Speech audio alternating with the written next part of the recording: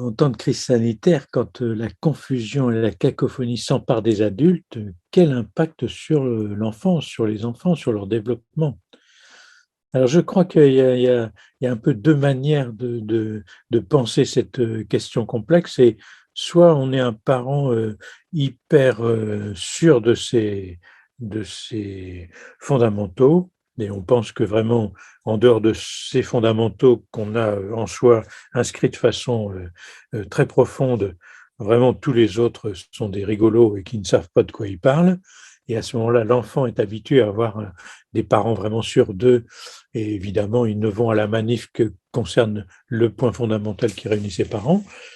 Soit au contraire, les parents sont des gens qui sont avec, disons, la fibre démocratique, profondément inscrite en eux. Et à ce moment-là, le commentaire des parents devant toutes ces manifestations très, très divergentes, très antagonistes, va être de dire: «Bah, tu vois, on vit dans un monde dans lequel il y a des points de vue très, très différents qui s'expriment. Mais tant qu'on peut les exprimer sans violence, de façon ouverte, et que ça rassemble des personnes qui sont d'accord et que ça suscite des oppositions avec des personnes qui ne sont pas d'accord, et que c'est l'objet d'un débat entre les adultes qui vont pouvoir, dans le cadre d'une démocratie bien comprise, heu, bien qu'ils ne soient pas d'accord, continuer à penser le monde dans lequel ils vivent de façon collective». Bah, tu vois, cher enfant, en fait, c'est ça l'apprentissage de la démocratie. Et à ce moment-là, on voit bien que de pouvoir lire cette, cacophonie ou cette confusion comme étant l'expression obligée de points de vue différents dans une société complexe, ben, moi je pense que c'est quelque chose qui va vraiment aider l'enfant à justement traiter ces questions qu'on a vues précédemment, c'est-à-dire, mes parents ne sont pas sûrs de tout, il y a des choses qu'ils ne savent pas, il y a des choses avec lesquelles ils sont d'accord, il y a d'autres avec lesquelles ils ne sont pas d'accord, et ça introduit dans le développement de l'enfant les variables qui sont celles sur lesquelles il va devoir travailler lui-même pour les choisir quand il va devenir grand.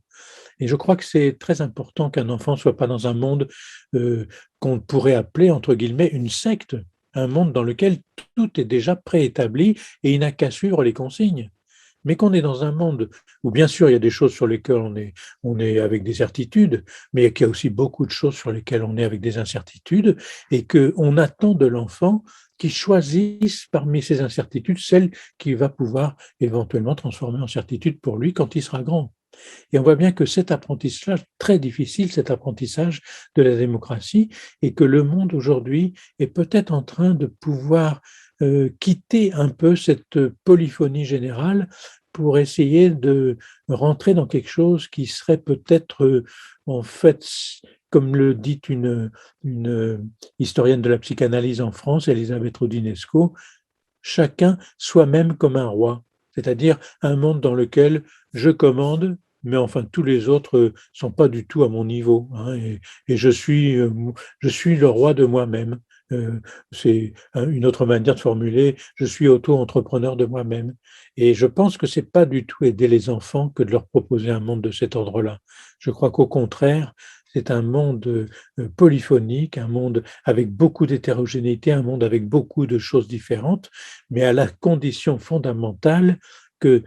l'autre qui est différent, je l'accepte comme un partenaire d'une discussion démocratique. Et je crois que ça, si les enfants arrivent à se rendre compte que la confusion, la cacophonie qui règne en ce moment sur tout un tas de problèmes, dont celui